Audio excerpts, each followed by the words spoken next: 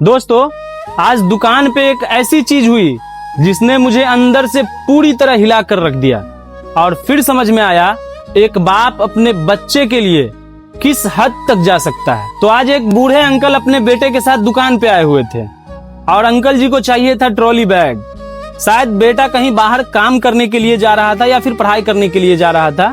बेटे के लिए ट्रॉली चाहिए था अंकल जी को।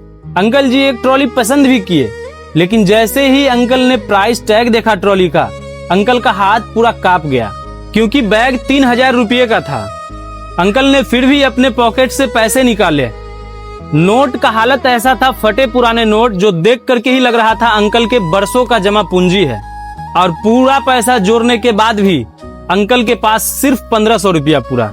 और जब अंकल के लड़के जो थे थोड़ा साइड में गए तो अंकल मेरे हाथ पकड़ करके बोल रहे हैं कि बेटा ये 1500 रुपया में दे दो, मेरे पास इससे ज्यादा पैसा नहीं है। और उन्होंने कहा मैं बेटे के सामने कमजोर नहीं दिखना चाहता हूँ। ये सब मैं बहुत गौर से देख रहा था और ये सब देख करके मैं पूरा हिल गया।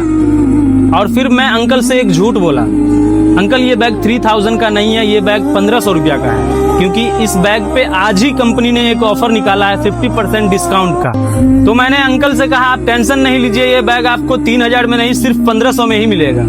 और फिर अंकल मुझे 1500 रुपये दिए और मुस्कुराते हुए चले गए बेटे के साथ। तो इस बात से दोस्तों आज मुझे एक बात साफ समझ में आ गई कि एक बाप अपने फटे कपड़े में गुजारा कर सकता है, एक टाइम खाना कम कर देगा, लेकिन आपके लिए वो पैसा बचा करके आपको हायर एजुकेशन के लिए कुछ भी करने के लिए तैयार रहता है ताकि हमारा बच्चा बड़ा आदमी बन सके। एक बाप के आंखों का आंसू और उनका दर्द कभी किसी को नहीं दिखता है, लेकिन दुख तो तब होता है मेरे दोस्त कि वही बेटा पढ़ लिख कर बड़ा आदमी बनकर अपने बाप का वो सारा सेक्रीफाइस भूल कर इग्नोर करने लगता है। हमेशा याद रखना मेरे भाई, आप चाहे जितने बड़े आदमी बन जाओ, उस बाप के सेक्रीफाइस को कभी मत भूलना जिनकी मेहनत ने आपको इस काबिल बनाया है। और हाँ दोस्तों, बिजनेस में पैसे कमाना अपनी जगह, लेकिन आपके एक छोटे से मदद से किसी जरूरतमंद के चेहरे पे मुस्कान आ जाए, उससे बड़ा कोई प्रॉफिट नहीं होता।